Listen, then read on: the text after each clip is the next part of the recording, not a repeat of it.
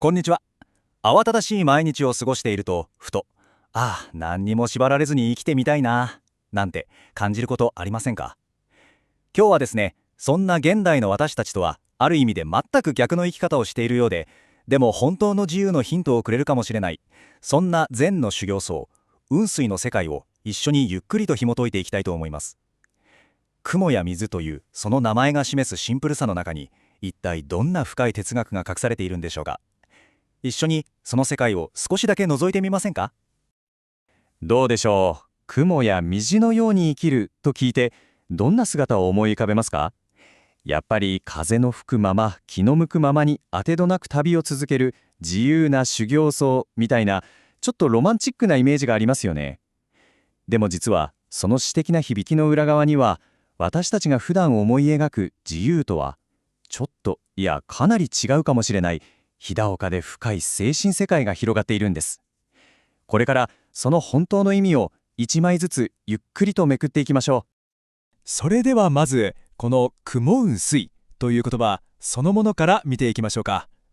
この言葉の響き、なんだかとても詩的で美しいと思いませんか？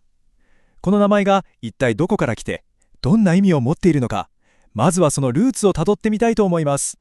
はい、これが雲雲水という言葉ですね。文字通り、雲と水、この2つの自然の姿を名前にした言葉が、禅宗で修行しているお坊さんを指す代名詞になっているんですね。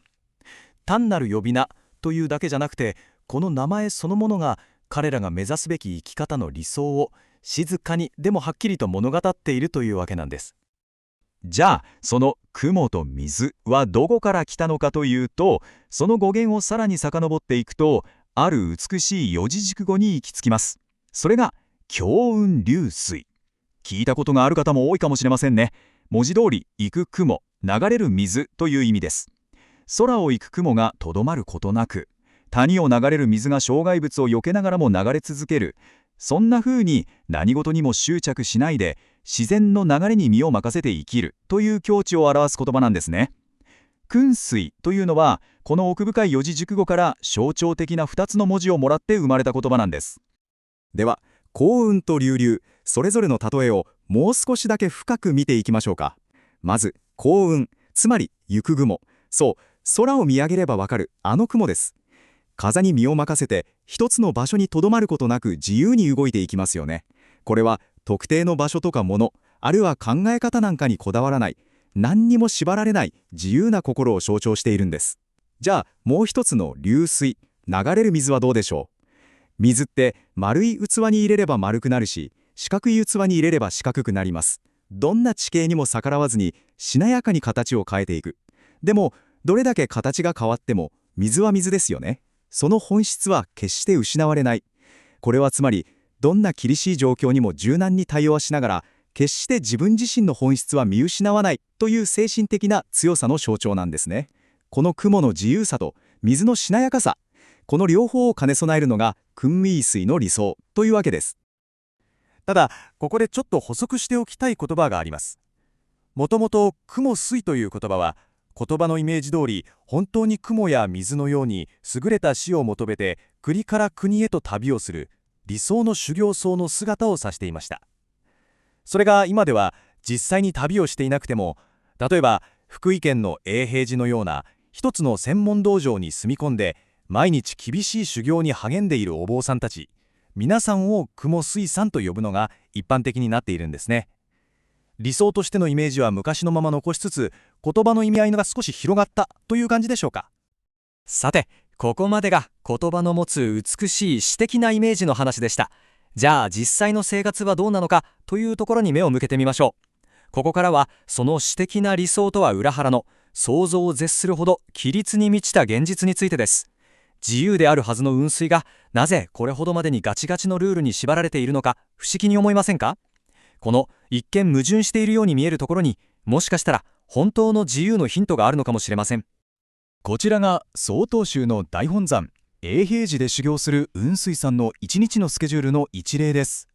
まず驚くのが起きる時間ですよね。朝の3時半です。皆さんまだ夢の中ですよね。街が深い眠りについている、その静寂の中で一日が始まります。そしてすぐに座禅、読経と心を研ぎ澄ます時間が続きます。朝食は正直といって質素なお粥だけ。日中はサムといってお掃除窓の時間です。でもこれはただの労働じゃないんですね。お寺の隅々まで廊下をピカピカに磨き上げる、その行為自体が自分の心を磨く修行だとされているんです。食事は基本的に一汁一菜、夕食は薬石と呼ばれます。これ面白い考え方で、もともと仏教ではお昼以降は食事をしなかったそうなんですね。でもそれじゃ修行で体が持たないということで、空腹という病を治すための薬としてごく簡単な食事をとる。へえ、面白いですよね。夕食が薬だなんて。そして夜にも座禅があって、夜9時には就寝。一日中仲間との死後もない。もちろんスマホを触るような時間も一切ない。つまり朝起きてから夜寝るまで一瞬たりとも自分勝手な時間はないということなんです。こんなに厳しい毎日ですが、じゃあお休みは全くないのかというと、私たちが考えるような休日というものはありません。でも月に何回か特別な日があるんですね。それが四忌日と三八日です。四忌日というのは暦の日に4と9がつく日、4日、9日、14日、19日ですね。この日にようやく髪を剃ってお風呂に入ることが許されます。これが唯一の楽しみかもしれませんね。そして三八日、これは3と幸がつく日ですが、この日はお掃除などはお休みで、一日中お経を唱えたり自分の行いを反省したりする時間に充てられます。つまり休みの日でさえもやっぱり修行の一部なんですね。さて次は彼らが身にまとっているものについて見ていきましょう。厳しい生活の内面を見てきましたが、今度はその外見、独特の装束に目を向けてみたいと思います。一見するとただ質素なだけに見えるその服装の一つ一つに、実は無心になるための計算され尽くした深い意味が込められているんです。こちらは皆さんが公文水と聞いて一番にイメージするであろう托鉢の時の姿ですね。街を歩いてお布施をいただく時の格好です。まず特徴的なのが顔を深く隠す網代傘ですね。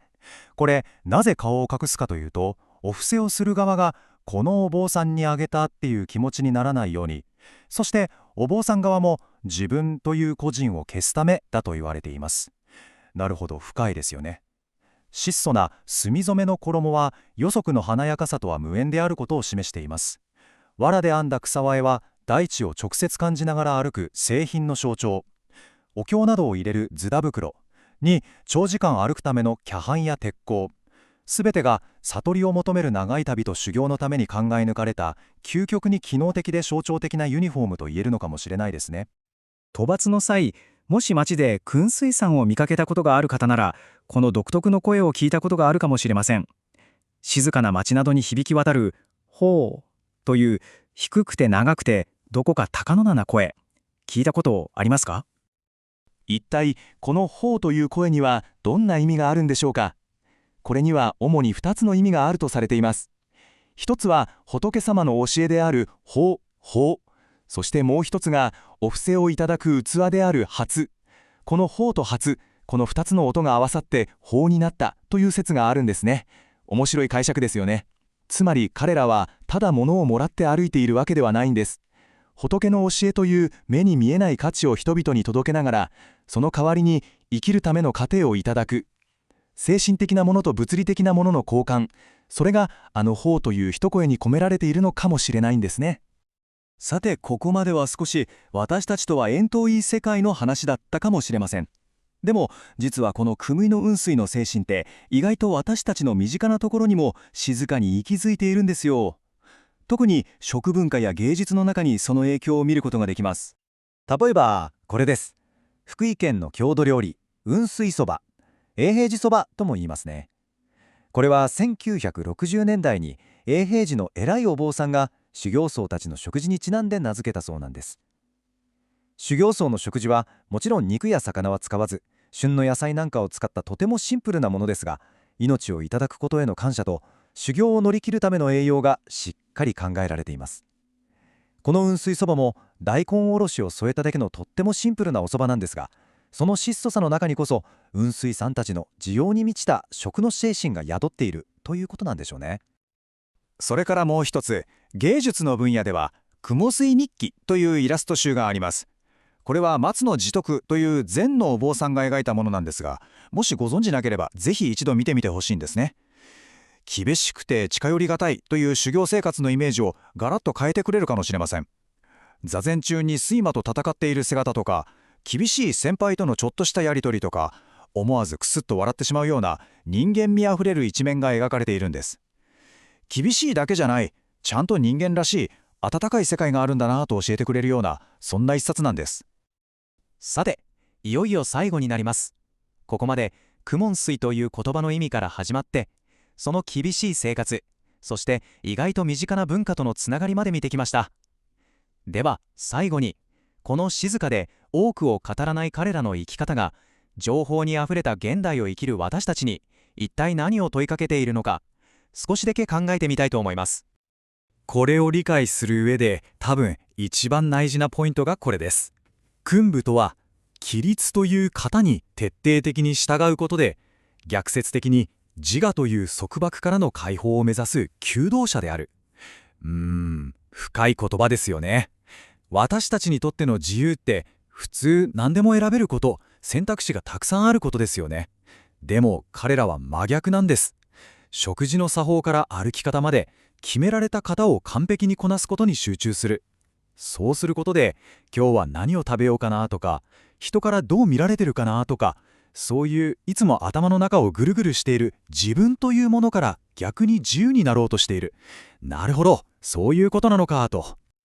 そう考えてくると、ふとこんな風に思うんです。もしかしたら本当の自由っていうのは、何かをどんどん足していくことの中にあるんじゃなくて、むしろ余計なものを一つまた一つと手放していったその先に見つかるものなんじゃないかって。たくさんの情報、たくさんのものに囲まれて生きている私たちにとって、彼らの何も語らない静かな姿は、何かとても大切なことを力強く教えてくれているような、そんな気がしませんか。さて、今日のお話はこの辺で。最後までお聞きいただきありがとうございました。